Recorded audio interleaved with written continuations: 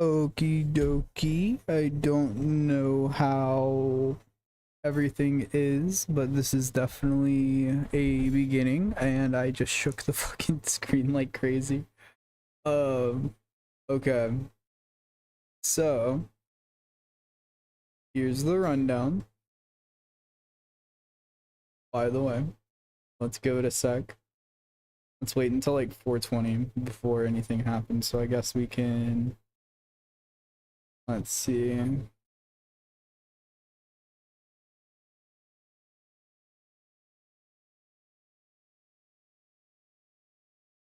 No drop frames so far, which is nice. Go to YouTube. And here. Let's do all the basic shit. So essentially you're just gonna see me having fun, going out. Well, not going out, at least not for the time being. There's a brain mass, so kinda not necessarily restricted at home, but for the time being I spend a lot of my time at home.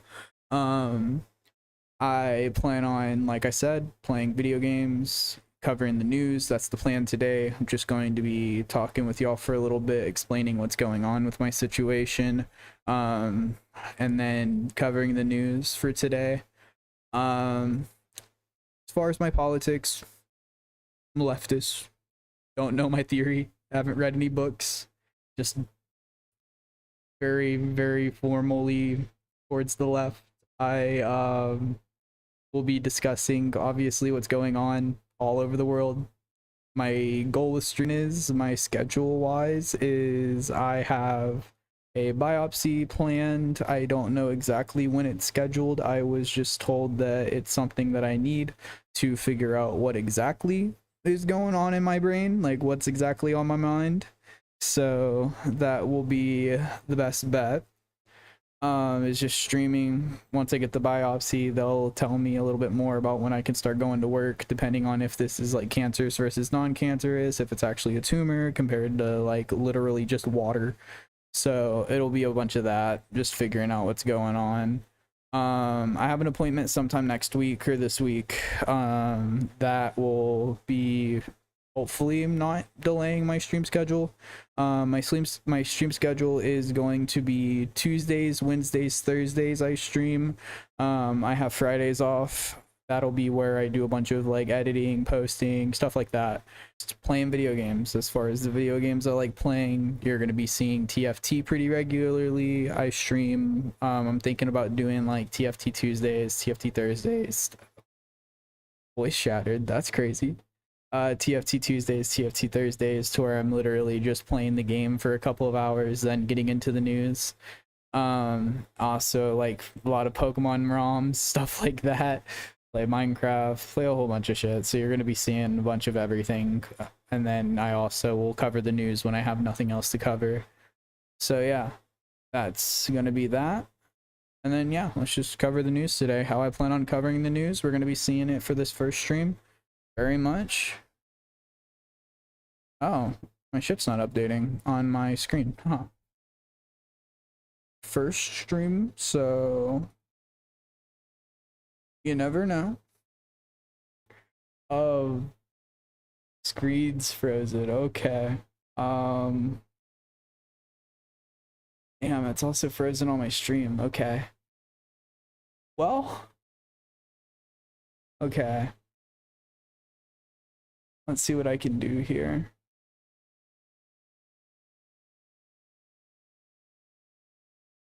Why isn't it? It's so strange.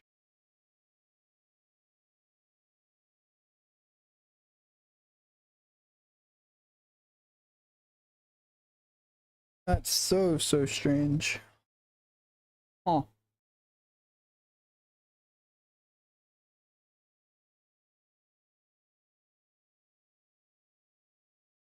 Well. Oh, I also didn't record.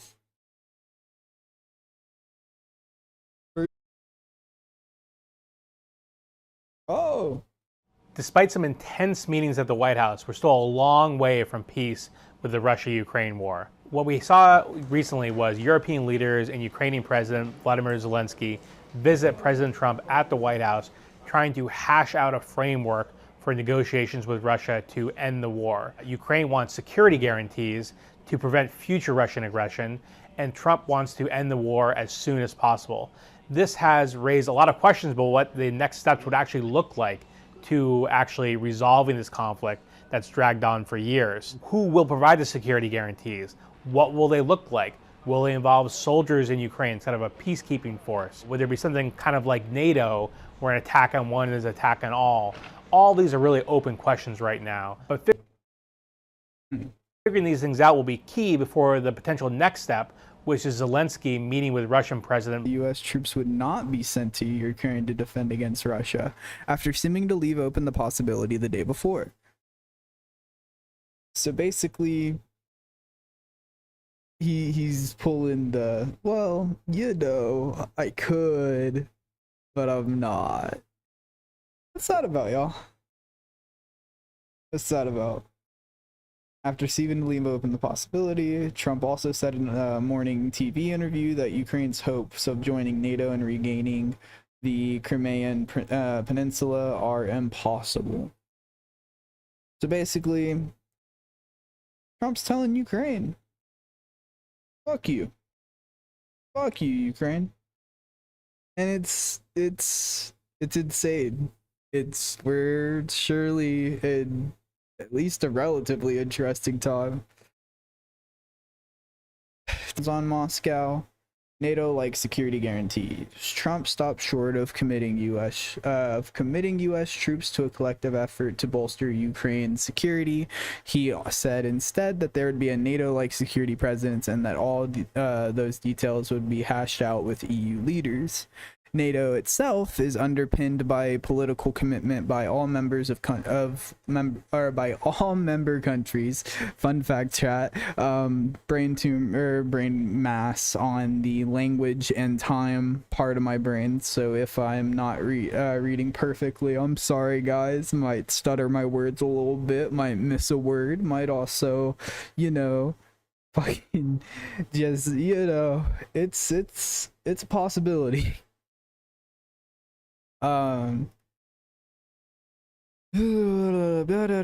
NATO itself is underpinned by a political commitment to all members countries to come back to the aid of any member whose sovereignty or territory might be under attack, which is very. That y'all's president? Is that y'all's president, guys? Is that about how bad slavery was? Fucking Trump, who has been at odds with various cultural institutions since returning to office in January, added that he had instructed his attorneys to begin the exact same process he had used against colleges and universities. The White House has withheld funding from Harvard, Columbia's University, and other schools, and made various demands from more control over student admissions to banning trans athletes from women's sports. So in two paragraphs, we're 2 paragraphs in, guys.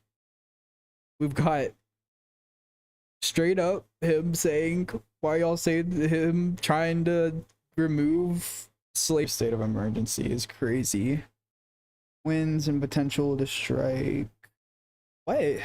Wins and potential to strike. Okay.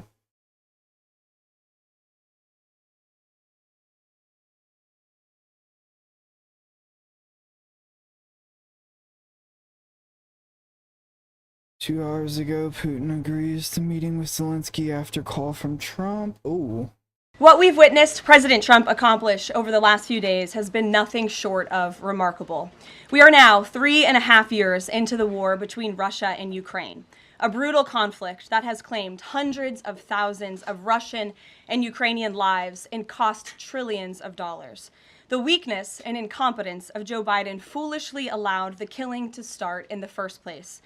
Until President Trump returned to office in January, the bloody and broken Biden status quo was to endlessly force American taxpayers to fund Ukraine no matter the cost. Like, at what point?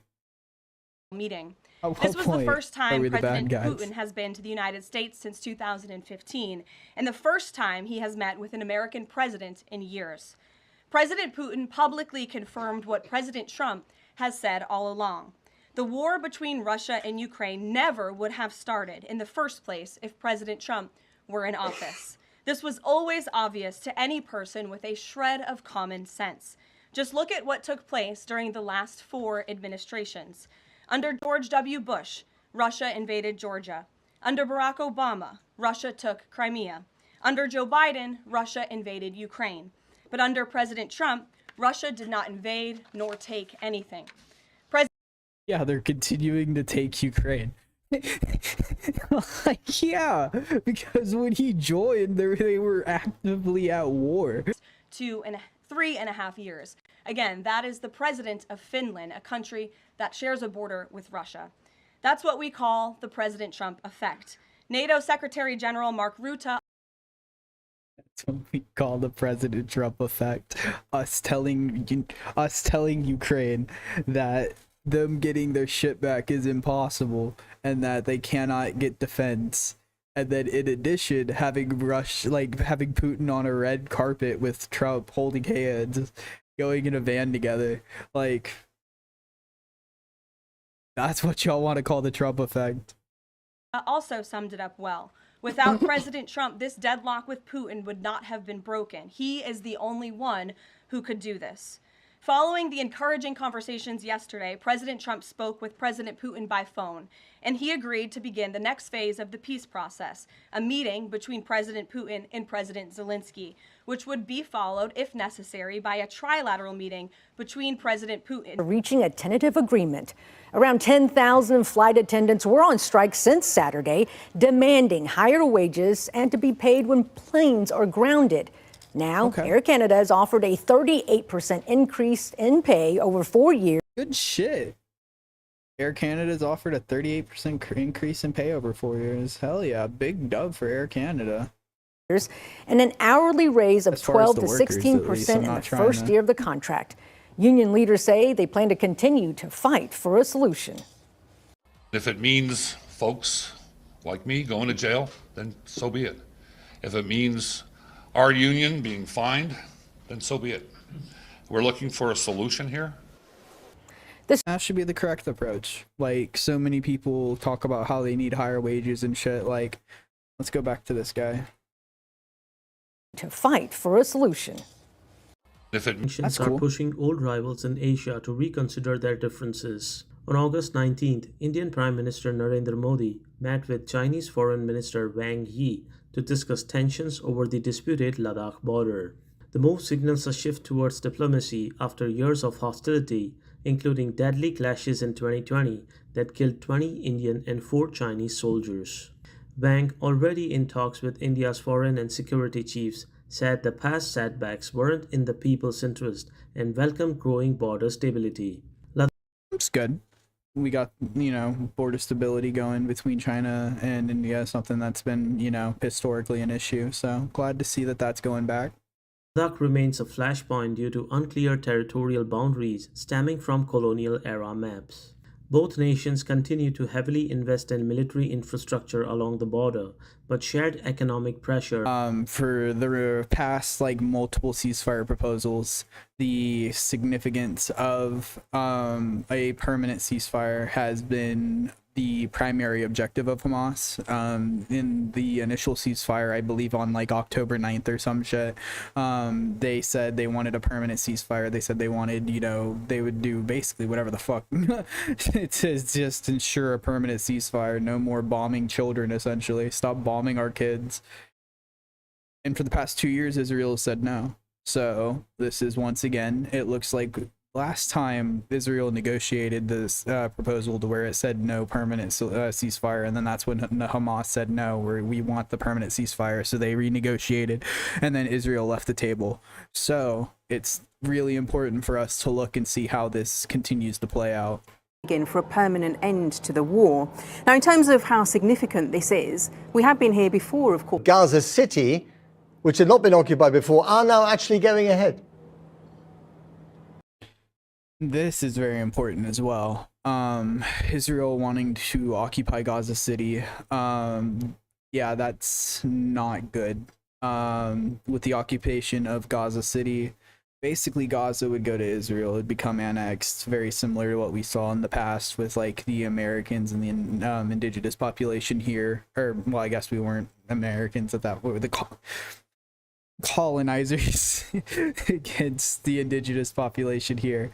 And yeah, it's very sad, and yeah, it's something that if this continues, and especially if this succeeds, it would be incredibly sad for history and the world in general. Yeah, even as we got news of Hamas accepting this deal, Israeli tanks rolled over the border into Gaza. It's a show. So far, the government seems intent on ignoring them. In fact, Netanyahu prompted criticism by suggesting that those who had taken to the streets to protest had enabled Hamas. Yeah. So it's important to keep in mind that right now, while I don't completely agree with this notion, there are a lot of the people in Israel that are not trying to protest in order to actually stop the genocide. They are, like they had said, trying to release the hostages. The hostages are the priority to a good number. I'm not going to do what a lot of these streamers have been doing and saying that all the Israelis are just like wanting, because there's a lot of Israelis that are like very passionate about freeing, well, I guess freeing the hostages as well, but the Palestinian cause and everything. So like I will concede to that notion. However, there are a good number of these people that are on these streets only for the hostages, only trying to release the hostages, only trying to get Israel to potentially even go harder to release these hostages. So like, stop. And they are saying, stop what? And they're like, no, I don't think you understand. Stop. Which, like, how? Like, what the fuck else is Hamas supposed to do other than like telling them, please stop bombing our children, and Israel saying, stop, and then them going, stop fucking what? And then them, stop. Like, Darshan in Tel Aviv, thank you very much indeed. Well, earlier I spoke to Oren Marmorstein, a spokesperson for Israel's Ministry of Foreign Affairs, and I asked what he made of news that Hamas had agreed to a ceasefire plan. So I'm not familiar with the details of this recent report that you've mentioned, but I can share with you and with the audience what recent what the fuck? I'm not familiar with the reports of this, or with the details of this recent report. He is the spokesperson for the Israeli Minister of Foreign Affairs. Even the press people, like even the people on TV are like, hey, no, you didn't. Like, we're there. We're simply there. To where these people are very blatantly lying on screen. We're simply there to where these people are very, very fucking blatantly lying on screen, telling you, no, that's not the truth. Here's the truth, while actively lying. And then getting to the point to where journalists are saying, hey, no, you're lying. The reporters are like, no, you just voted to extend it. And then they're like, no, you're lying. And then we're getting to a point to where it's literally just Big Brother. Like, no, Big Brother said this. Believe it. I'm telling you this is what happened. Even though, you know, damn near like thousands of articles have came out telling you that something else has happened. No, this is what happened. And then guess what? We have tens of millions of Americans that go, oh yeah, fake news. This guy's was telling you the truth. I think the audience should doubt everything that comes out of Hamas, because those are terrorists. And you know what? Just to share with the audience, the recent statement, very clear, coming from the President of the United States, Trump, saying very clearly that the only way that the hostages will come back is when the Hamas is destroyed. This is not spokesperson of the Ministry of Foreign Affairs of Israel. No, it literally is. Like, we're getting to the point where the guy is literally saying, hey, it'd be like me going, hi, my name is not Zachary Johnson. I'm not streaming right now. This is not a red mic. I'm not streaming on a bum ass like setup right now. I'm not set up on a laptop. That's simply not the case. That's just not. I don't know. Negotiating with ourselves. But yeah, We but are hang on. negotiating- Sorry to interrupt you. There were large numbers of hostages released after a deal was done, between you and Hamas via the Qataris and the Americans, quite some time ago now. We saw, hundreds of hostages, more than 100 hostages released. But there has to be a deal. There has Very important point. There has to be a fucking deal. You can't just demand the release of hostages after bombing and also taking hostages of your own. Like, there are like tens of thousands of Palestinian prisoners right now that are very much hostages. There has to be a deal. And we are not meeting a deal right now. You're very simply saying, hey, release these hostages. And we are like, we're offering to release them. And then y'all say, no, stop. And then they're like, stop what? or spreading this smoke screen. What other option do you have? There was also a deal on the table at the beginning of the year. That seemed to work Hamas quite said well. no. And then Hamas said no. they went along with the deal, and then you broke the ceasefire. Israel broke the ceasefire. We did not break the ceasefire. Again, in the interest of time, yes, you did. Yes, you did. We're watching. What are we watching, guys? Chat. Have y'all read 1984? Let's not go there. We haven't got enough time for this. You broke the ceasefire. The ceasefire's been broken. You then, introduced the policy of starvation on Gaza, and we know how that ended as well. And that is getting slightly better, but it's still not good enough. Let me answer this. First, we did not break the starvation on Gaza, and we know how that ended as well. And that is getting slightly better. No. That is getting slightly better. They are critically ill children. Keep in mind, 65% of the, I believe it's anywhere from like 62 to 65 of the Palestinian population are children. They just talked about how there is a starvation campaign along with them. Still, keep in mind, throughout that entire argument, not once did they mention the genocide. Like, they brought up that they wanted to release the hostages, and they're talking about releasing hostages. They're not talking about the fucking genocide. 50.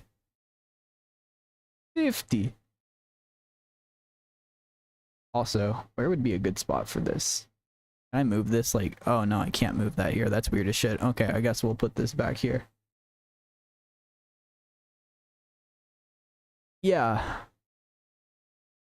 50 children. And the World Health Organization. So every single day is really, really causing more avoidable. Every day, almost more children that'll be coming in to get medically evacuated. More children will starve to death almost every single fucking day. Almost as many children, or I guess the better verbiage is almost as many children will starve to death every day than the amount of children that will get medically evacuated over the next multiple weeks. Deaths. The US have stopped accepting visas from Gaza. Germany potentially looking into this too. Is there a danger that this? We beat Germany to the punch on fascism and genocide. Who won Man of the Year of 1938? When you hear some of those concerns about more children coming in to our system? So to start with, we're only talking about a very small number, between 30 to 50 children, which is what we suggested to the government from the beginning. So we're pleased to see that they've taken that kind of range. Once again, we are talking about the aid being given to 30 to 50 children. They just said over the past 2 years, 50,000 is the estimate. And that's what they're working with. Secondly, as healthcare professionals, we're used to scaling up our services. So it's not as simple as another child comes into the system and a child who's on a list gets bumped off. It doesn't work that way. We expand our services. So we're not really blocking up the system at all. We did exactly the same thing for the Ukraine scheme, and actually the numbers were far larger. We've done the same in many refugee situations. Yeah. The UK, if anything, is a bit more advanced than Italy when it comes to our medical expertise and our ability to scale. So if we just draw on that as a comparison, almost 600 people have arrived in Italy in the past few months, of which around 200 are injured children who required medical treatment. In the UK, we've got 3. So, yeah, we're not.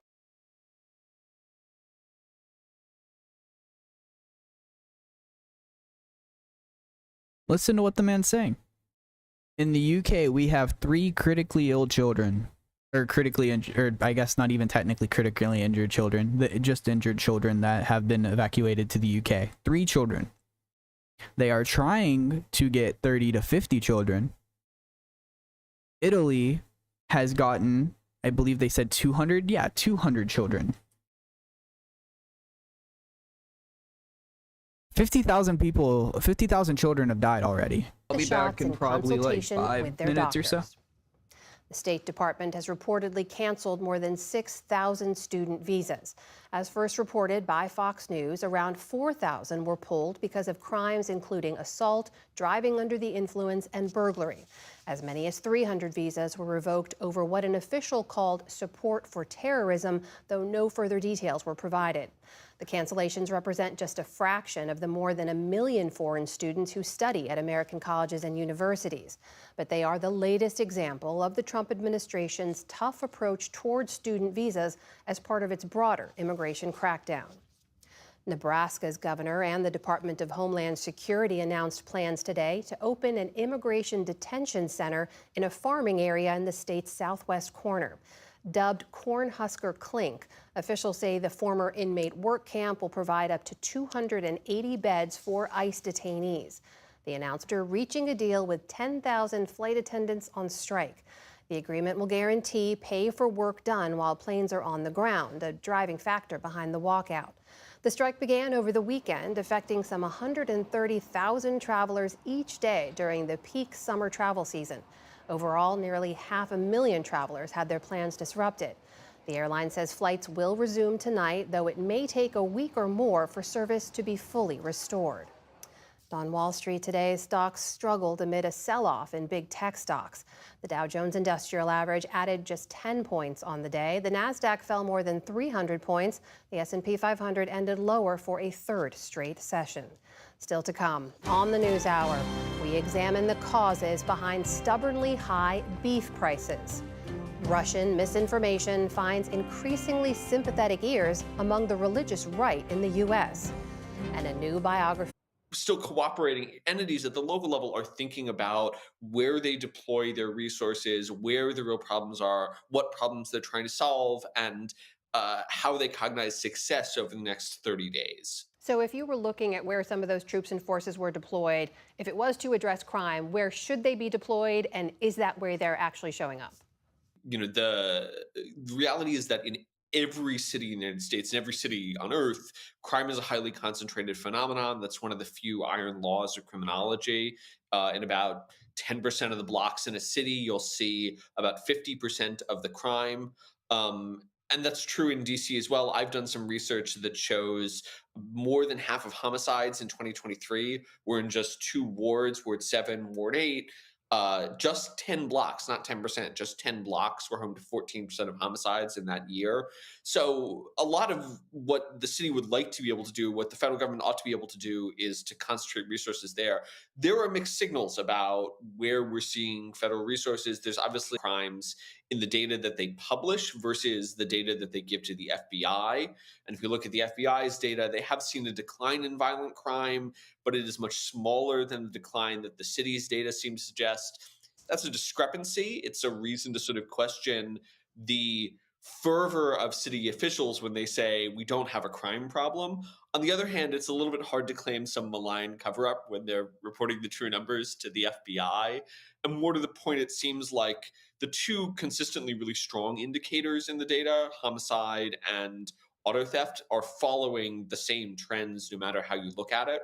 It's also just quite plausible that DC is seeing the same trend that many other big cities are seeing, which is a large and consistent decline in violent crime. So, I think that there are legitimate questions about the magnitude of the drop. I think that the city's strongest claims are probably overstated. I think it is very hard to make the case that the data themselves are. It's already working. The strategy is working. We saw the Attorney General Pam Bondi today online tout the success that they've seen. She said 52 arrests were made last night, including, in her words, an MS-13 gang member. She also claimed that there have been 465 arrests and 68 guns seized since this takeover began. Charles, do those numbers say anything to you? Do they say progress, that this is working? Look, the reality is you always need more context for a number like that. You think about this, whether it's guns seized or drugs taken off the street or people justly arrested. That's good. That's great.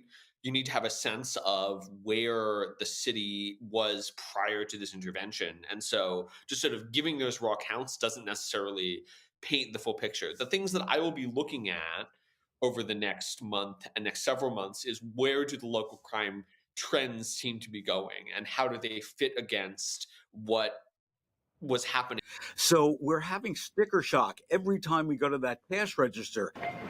Official grocery prices actually dipped slightly last month, but one food that keeps climbing on a monthly and yearly basis is beef. Ground beef is up 11.5% since just last year. Ground beef is the highest price that it's ever been. CPI data started being collected in the 1980s. This is the first time it's over $6 a pound. And when we look at beef and veal prices, they're up over 10%. As of July, beef and veal were up 11.3% over the last 12 months. Why? It's kind of the age-old economist answer, supply and demand. We're producing less beef. At the same time, Okay, guys, consumers are demanding beef. We really have had growing demand for beef for a decade.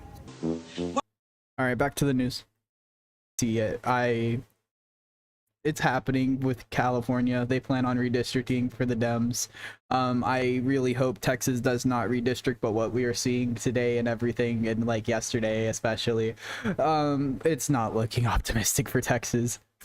We're asking the voters for their consent to do midterm redistricting in 2026, 2028, and 2030 for the congressional maps to respond to what's happening in Texas, to respond what Trump is trying to excite.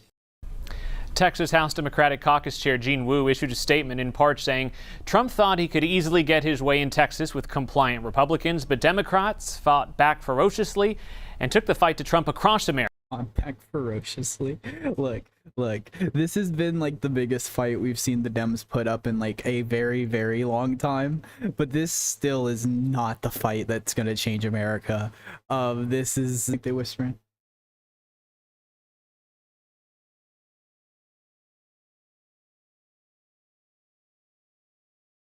Okay. Best viewers on streamboo.com, I guess. But yeah, chat, what do you think they're whispering? What do you think we got going on in between these two gentlemen right here? I don't know if y'all could really see my mouse that well. What do y'all think the chat's going? Think he's asking if the batteries died on the remote? You think that's the conversation being had? Is that okay? Substitute. This is. Oh, I almost flipped my dinner plate. That would have been very unfortunate. All right, thank you. Trump. It's weird. Yeah, I want to watch this video. And you have decided she's talking about to stay in there. And are you locked in there? What is the... Do you have to stay in there because you haven't signed this permission slip to have a Texas DPS officer with you 24 hours a day?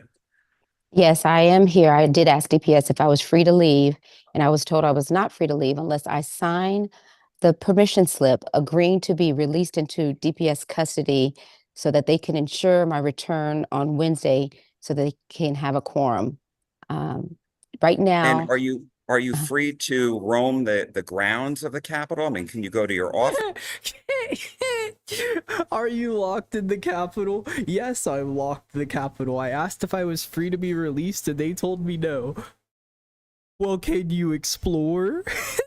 Well, can you? So I refused. Oh yeah, keep in mind a lot of them have agreed to go into DPS custody, where like a lot of them are just currently being like followed and like fucking like surrounded by police and shit all day long. Like, if y'all didn't think fascism was in the United States, here we are. I feel like this is another exercise of authority and power over over people of color, over people who resist. You know, the maps are no different. It's a way, these maps that have been requested by Trump and the DC billionaires are a way to have power over those who are smaller, less than them. And this exercise, this requirement that we be trailed by DPS officers. Like the statement that she's refusing to go along, or like that she's like she just wants to stay. Like, this is just casual. To agree to their terms. I mean, I have a right to resist. I have a right to oppose, just like my voters do, just like Texans have a right to challenge government. And that's what I'm doing. I'm challenging these decisions that are being made. I don't agree with them. And this is the peaceful way that I am expressing it. And so what do you say to any Republicans who say, look, you wouldn't have to go through this if you had showed up for, you know, in the first place? Yeah, I think this guy might, be leaning a little conservative. Well, they started it. They started the action when they agreed to do what Trump has asked them to do, and that's to take 5 seats away. How big of a floor fight do you expect there to be? A good question. I mean, fingers crossed. I'm optimistic. I mean, I'm not optimistic. I don't think that the Democrats are going to be able to fight hard enough in this seat, especially in Texas. This is the belly of the beast as far as conservatism. Like, we are very much one of the worst states as far as like conservatism. Like, we have the Joe Rogan experience. We had fucking Alex Jones for the longest time sitting there going, "Whoa, chemicals in the water make the freaking frogs get," like, we had that guy. Like, you know, well, like, we're here, like, you know. Well, I got nothing but time. I'm gonna be here. I'll be prepared. I have asked the chair of the House Democratic Caucus to join me. He is here, and These maps and ballots need to be in place by mid-January for the March 3rd primary. So talk to me a little bit about how concerned you are about the timing. Well, I wasn't, my understanding is that they need the maps, well, the legal battle starts right away. You know, the concern is exactly. Legally, the battle starts right away. As soon as they say fuck you to the Democrats, they're gonna at least start a legal battle. But whenever Trump is, like I said previously, that he has the Supreme Court in his pocket, but he also has most like state judges, stuff like that. A lot of them are in his pocket as well, to where the legal battle is not going to be an easy one for them to fight. They need to find the correct people to fight. And right now, they are not looking like they are finding the correct people. is that the court won't take them up once the process for filing starts. So, you know, you can file to be on the ballot in November. So for the campers and for those who have suffered such tragic losses, we would be doing that instead of taking up redistricting and taking up rigging our elections and silencing the voices of Black and brown Texans. If that was truly their intent, that would be first. But we know what their intent is, and that's to silence Black and brown voters. And let me ask you about potential penalties that House Democrats may face beyond the daily fines, beyond the costs of Texas DPS going out and searching for Democrats across the state. Some Republicans. Yeah, they also did a manhunt. They also had DPS do a manhunt for these Democrats. Like literally go have DPS going across the state looking for them. Representative Nicole Collier spent the night on the floor of the state house. She refused a Republican demand to have a state law enforcement She legitimately officer spent the escort night in her the around state the capitol block in order to leave because she wouldn't sign a piece of paper. They held her hostage overnight because she would not sign a piece of paper. The permission slip to be able to leave the Capitol. I disagree with that authoritarian tactic. This is authoritarianism. We are very much in fascism, authoritarianism. We, like I said with that previous video we saw earlier, it was very Big Brother-esque. The dude was literally saying, "I am not this," whenever the like Media Acre was like, "No, we've seen this, this, and this. You are proven to be this," and he was like, "No, that's not the case." And he's like, "No, you it's on paper. You voted for this." And he was like, "No." Like, we've seen. Why are these House Democrats to have 24/7 law enforcement escorts if they are to leave at the Capitol? She's been on the House floor for nearly 21 hours at this point, saying that she won't agree to that order. But even as Yeah, they're being forced to sign a piece of paper saying, yeah, 24/7 surveillance.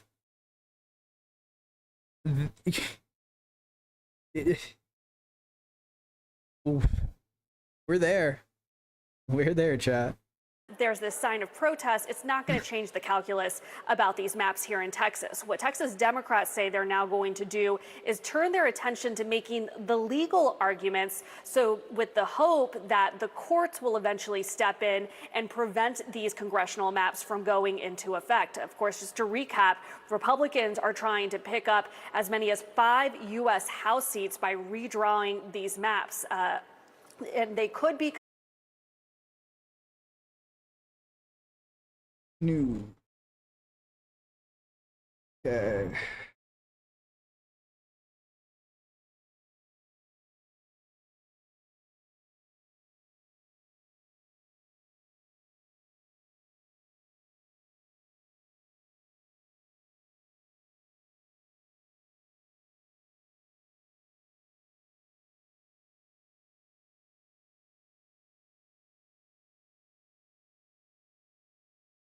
Oh, some more Democrats are starting to join.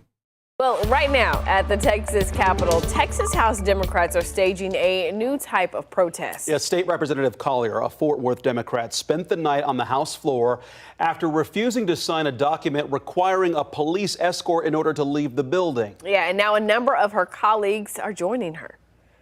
Who's ready to tear up 2 desk chairs. Now, she can either stay on the House floor or she can be escorted by DPS to her office at the Capitol. House Speaker Dustin Burrows says the DPS monitoring is necessary to ensure the Democrats don't leave the state again and prevent a quorum on Wednesday when they are set to vote on the bill to redraw the congressional district. Why? Ted Cruz can go fucking play golf in fucking Florida, and so could Trump. Whenever there's a vote, why can't Debs go to fucking Chicago? What's that about? Map.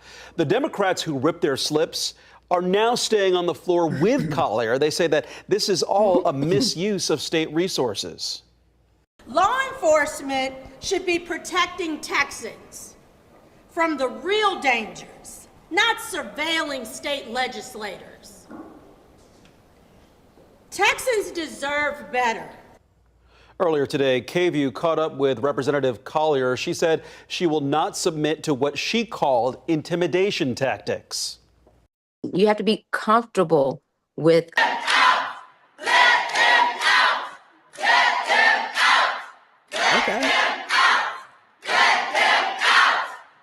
have some protesting going on. Oh yeah. That's always good to see.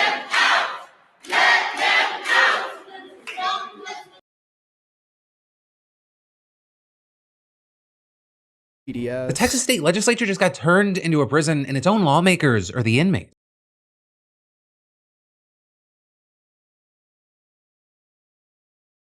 I spoke with District 27 Representative Ron Reynolds about the redistricting bill and the effect it will have on Texas voters. It specifically targets African American and Latino communities and what we call packing and cracking. That means we're putting many of them in one area, and then we're breaking the other ones up into different areas so that they dilute their voting. Essentially, we're in a state of fascism, authoritarianism. Get Fox off my fucking screen. I spoke with. But yeah, long story short, we're in a state of fascism. We're in a state of authoritarianism, very much so. Big Brother is very much pushing their pressure on us, essentially. We are seeing, thankfully, a bit more of a fight with California, and then, like I said, the escalation today in Texas, like a few minutes ago or about an hour ago, where they tore their, like, a bit more of the Democratic legislators tore their agreement.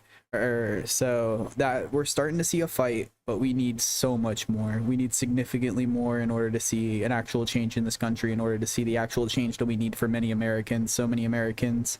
Like a lot of the Democratic legislators were saying, a lot of the Black and Latino communities, a lot of the like ethnic communities are going to be affected by this, and it's something that's very much just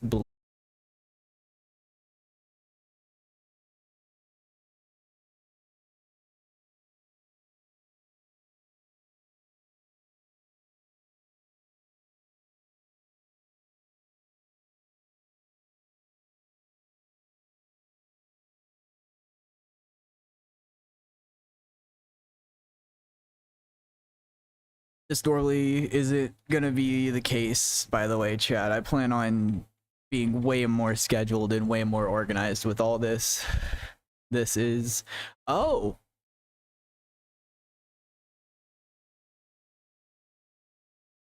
Did I forget my password? Oh wait, no, it's my old username. Forgive me for a cringe username.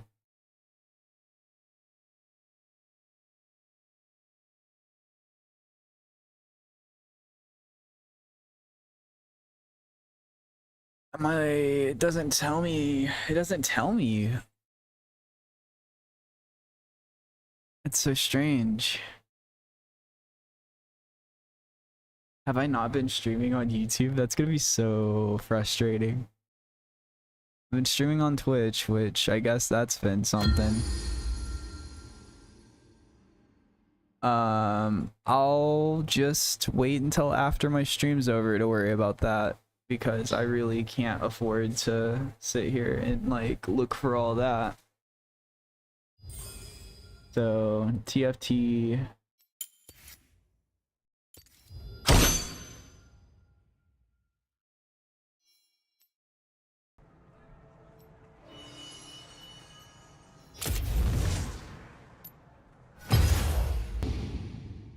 We go full screen. We go full screen. Oh, did I sell my Lucian?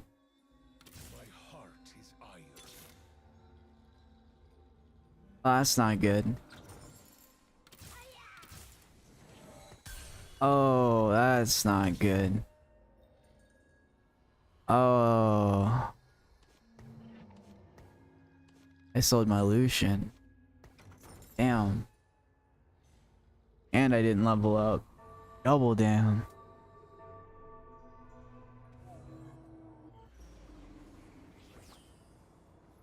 Oh, it's already not looking like a good start. I accidentally sold my Lucian instantly, damn. Or did I not buy him? I'll have to look back.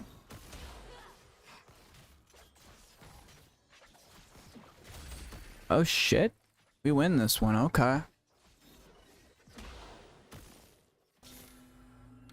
Ooh, leveling up Lucian would be kind of... Ooh! Wrong level up. Oh. Okay, got it.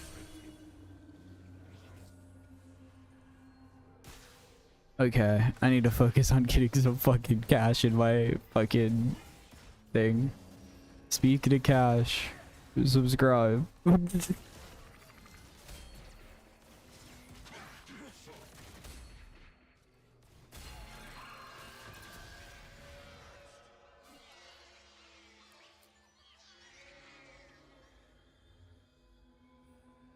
Damn, I need this to load.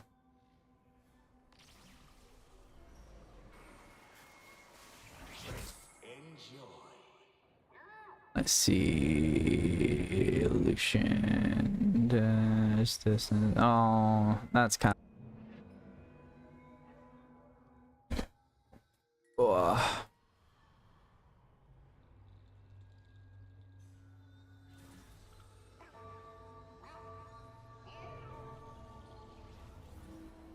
So far, so good. Not doing the worst. Second place. Wasn't even really paying attention to that. We're chilling though.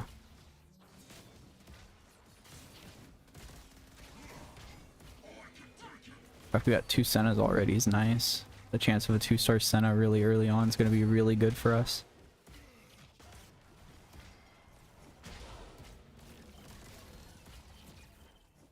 And this placement's really nice. We win this.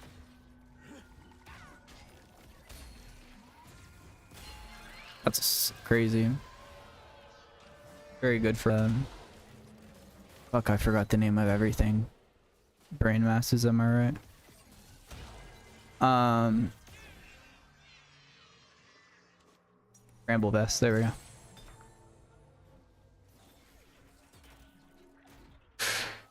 Gain a copy of each one cost. I have 3 one cost, so kind of worth.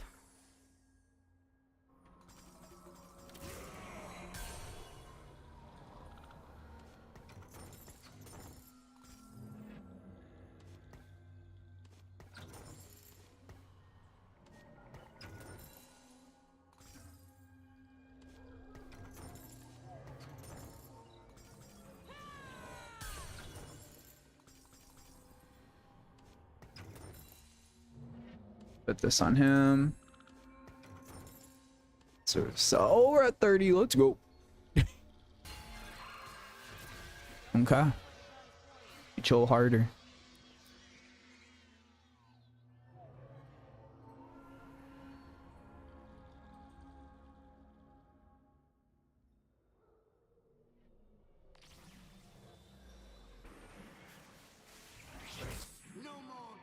Bro, would be fucking nice. I don't know if I'm getting karma though.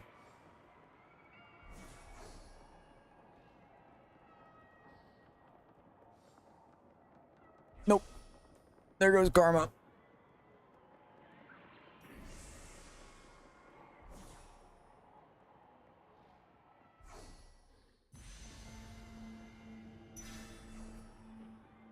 At least I get 3 gold and a tier, so that's not bad.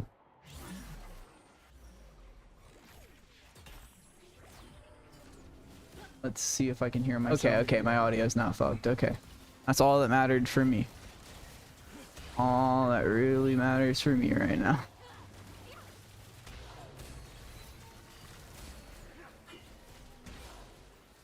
Okay.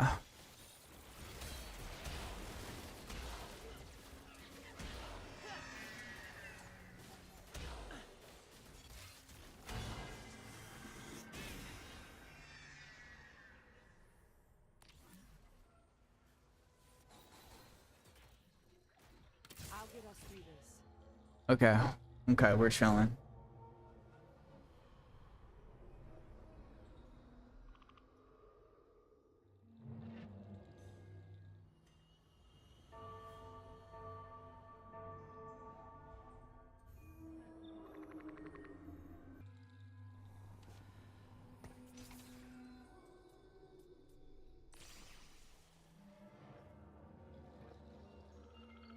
Okay.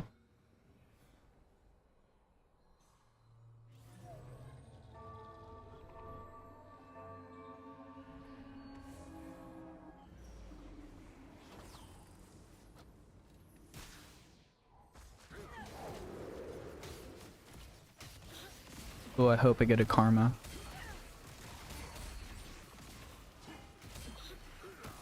Karma would be nice.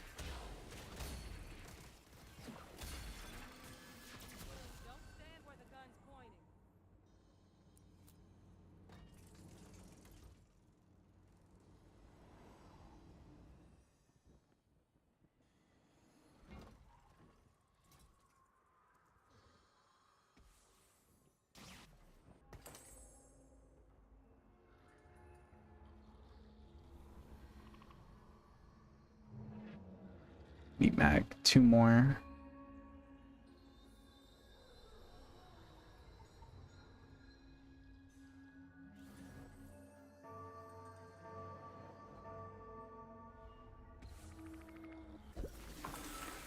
Okay. Let's see how this goes.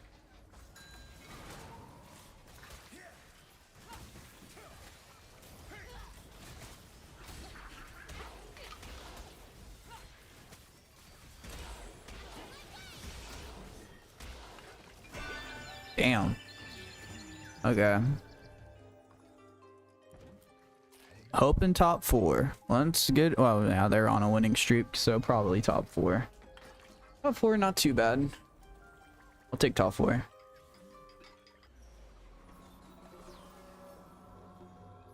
I really need either of these guys.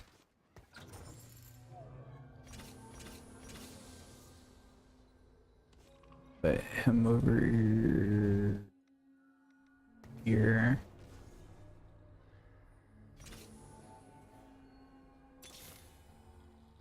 I'm not here to make friends.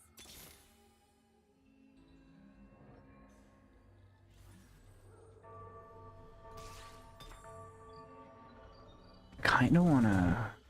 Nah, that's not smart.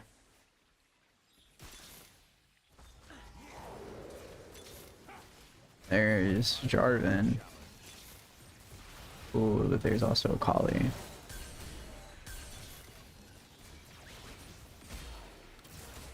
Kaisa.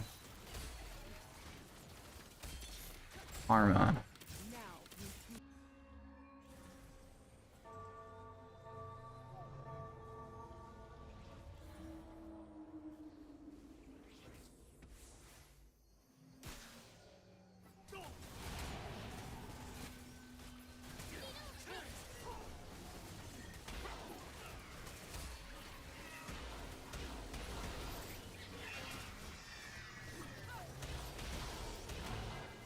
Damn.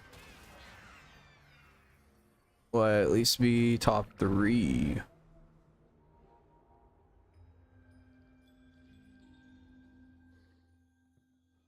Looks like it. Gonna get a Jarvan. No, unfortunately. But that's... I kind of like this.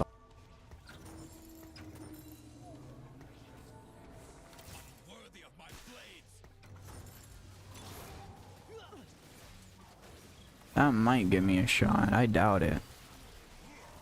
This might be the last round that I got.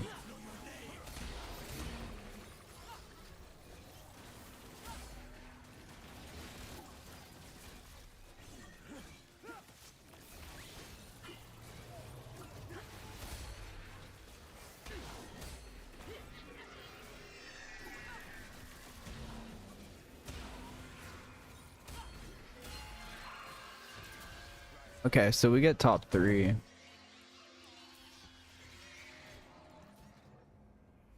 I'll get us through this. Dang.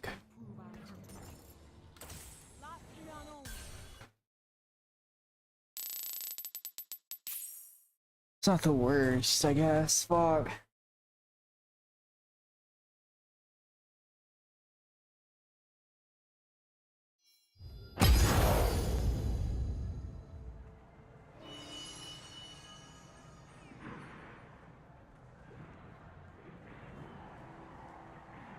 I think I have 1 or 2 more games in me.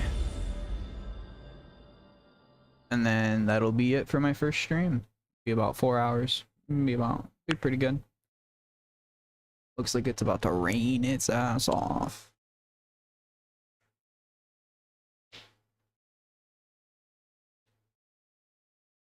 Sorry, there's a little fly.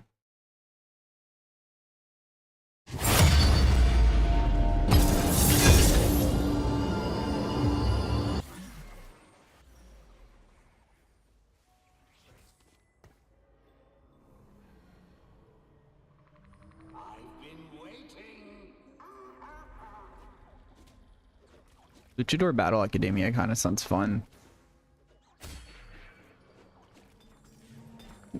Neither of these are Battle Academia, which isn't as fun.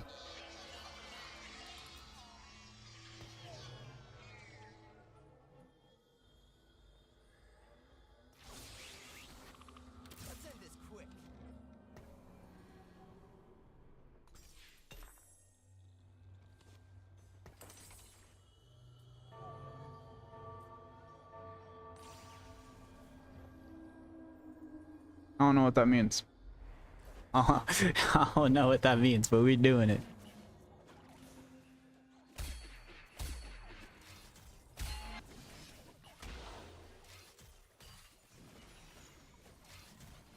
Oh, it's so annoying. This little fly has some life in it. And it keeps wanting to join, like, get in my fucking mic for some reason.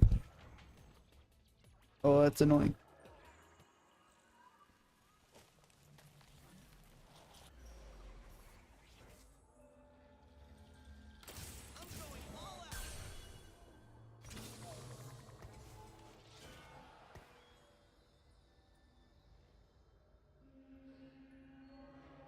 Got Luchador down.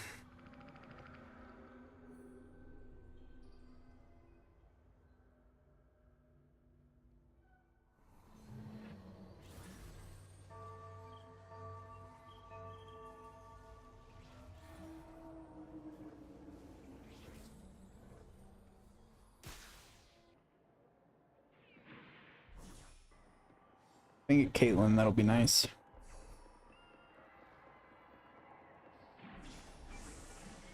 I need to stop talking.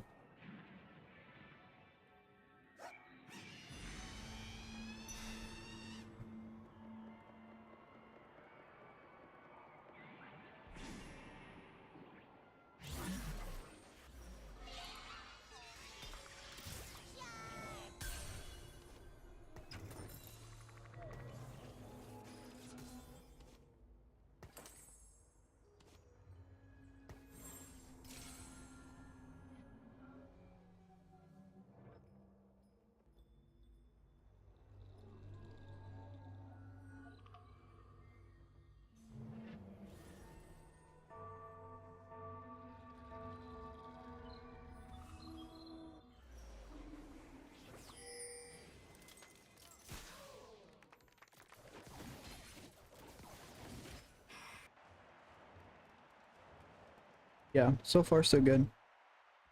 Top one. About as good as I can be doing right now. We'll go for a 3-star Gnar.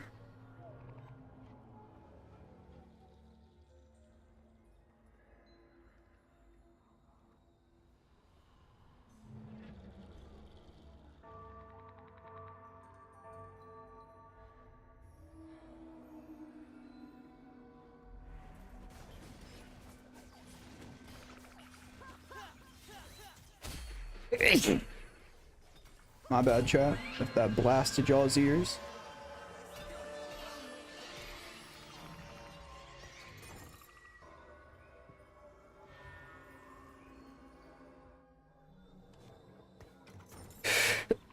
Soon, it's the main goal.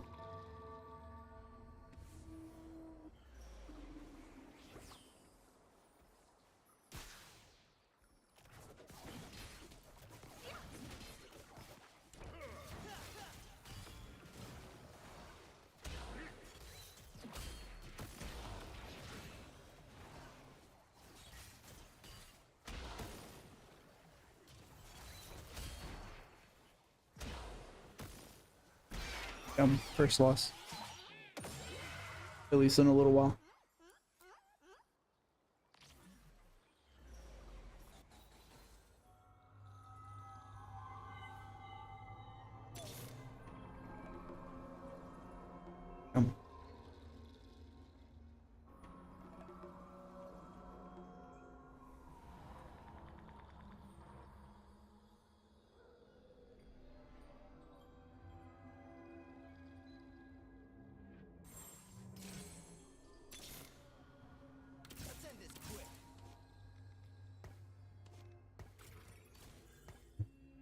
Okay, not the end of the world.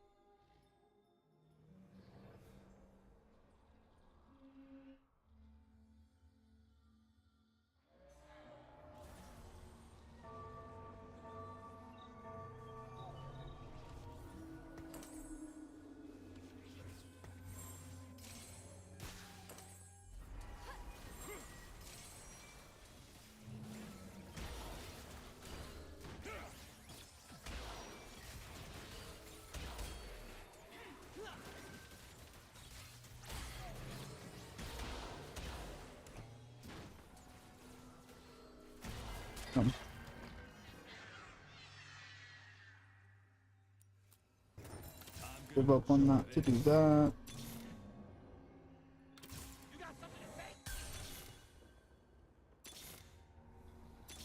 Give me the fucking Ezreal.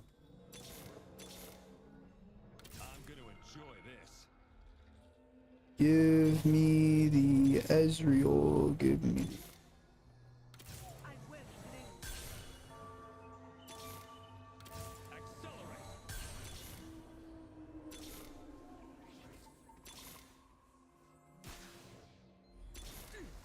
Really?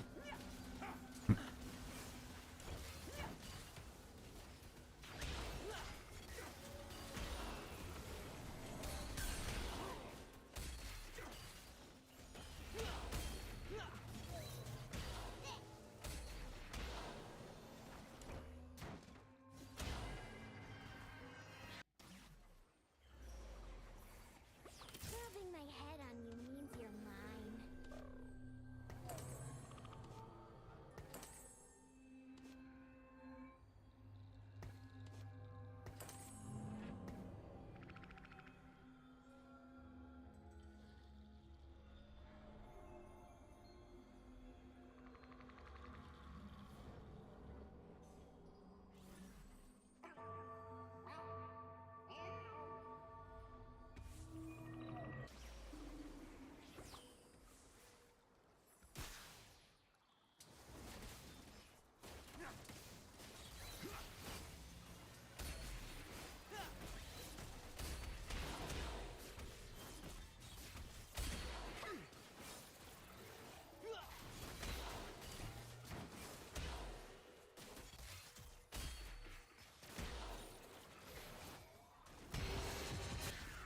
Damn.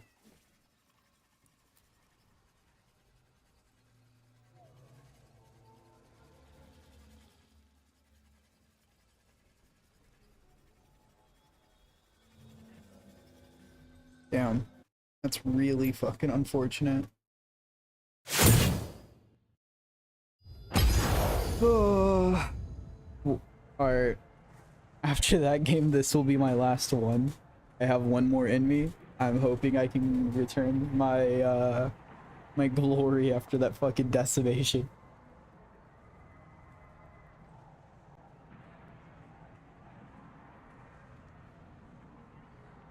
Let's get into it.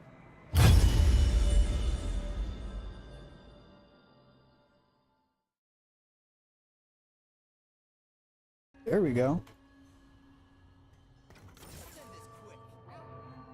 Oh, why is my oh. I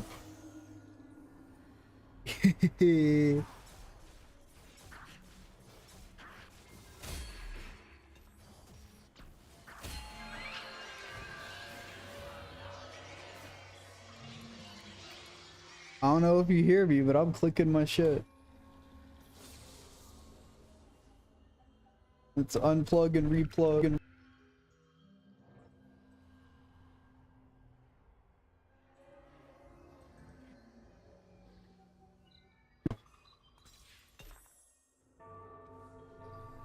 oh.